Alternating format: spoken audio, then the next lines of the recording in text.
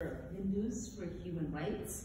Sunita is a longtime feminist and activist working on human rights issues in South and Central Asia. Sunita, you co-founded Hindus for Human Rights in 2019. You all have focused both on the situation in India and advocated for human rights here in the United States. How do you see the two struggles linked? So, first of all, thank you, Representative Omar, for just being a ray of hope. There's often not that ray of hope, and you represent that for us. You speak up bravely, and there's always a platform for our issues and our concerns and our pain, thanks to you. So thank you. Thank you so much.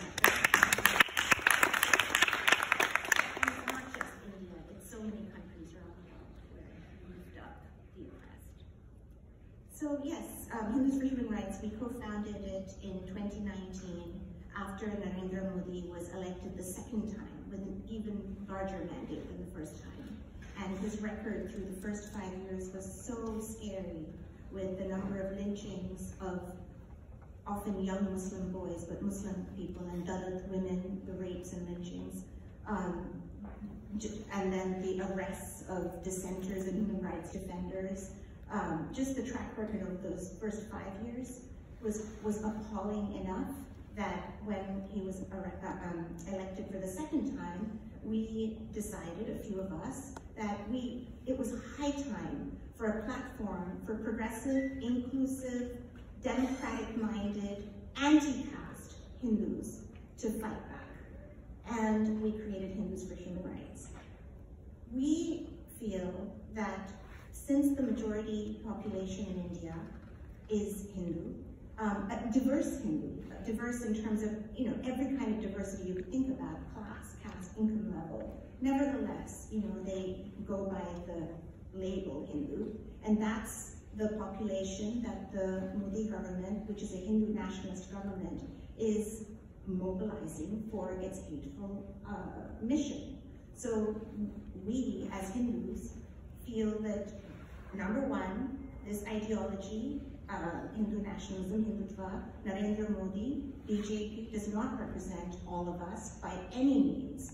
And experts on the electoral system in India tell me that actually, numerically, probably most Hindus don't even, like in terms of numbers, don't even support the BJP.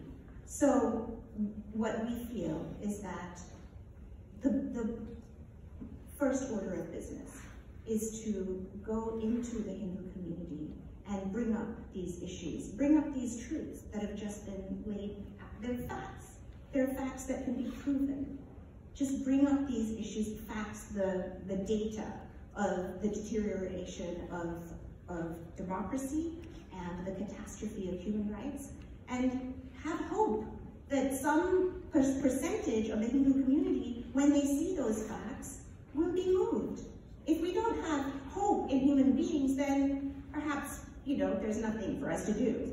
We are all here because we have that hope in each other. So that's what Hindus for Human Rights is. Our mission is.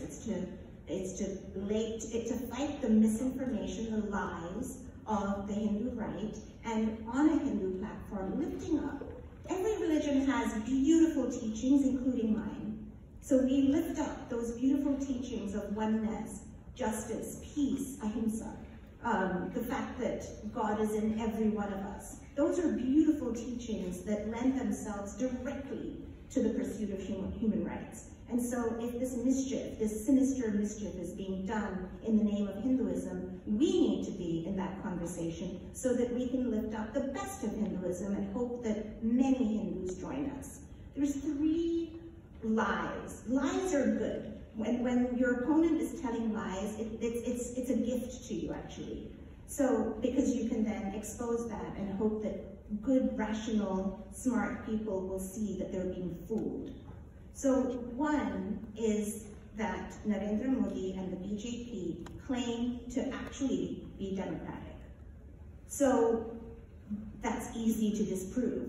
If you have a willing audience that's going to take you, you have to communicate in a way that you're not going to be alienated and dismissed because you're speaking in a way that you're presenting yourself as an enemy. If you can speak in a way that it's often family that you're talking to, because we're talking about Hindus talking to Hindus. But if you can make it so that you're being listened to and present these facts, that itself exposes the lie that the BJP cares about democracy. Another opportunity for us is that our government, the Biden administration, claims to care about democracy.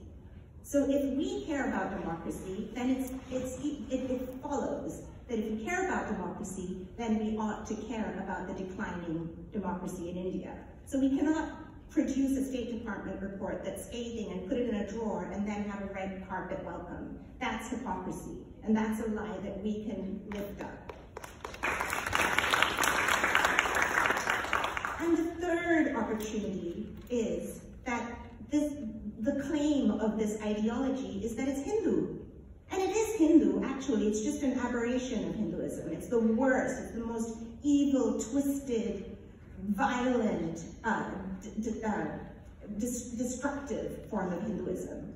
But if we can, and this is something Hindus have to do, if we can show that the Hinduism of most of our parents and grandparents would have been a pluralistic one, we would all have been taught this aphorism, Vasudhaiva Kutumbakam, which means the world is one sacred family, which is the same as Martin Luther King's beloved kingdom.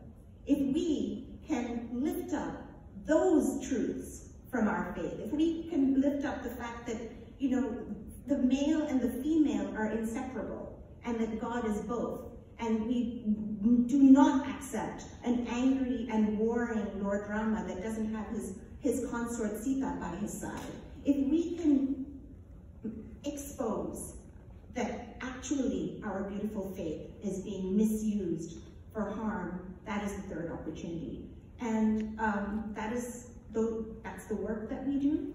And I think it's not possible to turn this around without Hindus being woken up, mobilized. I think it's not going to do it all on its own. We need everybody, but it's not possible without Hindus in the mix. I would just end by saying to any elected officials and staffers listening, please do not let the Hindu right speak for all Hindus. Please go the extra leg. We don't have the capacity of the Hindu right, but please go that extra journey, the extra leg to say, where's the progressive Hindu voice here? I don't want to hear just one side. That would immediately transform all of our advocacy here today. Thank you so much.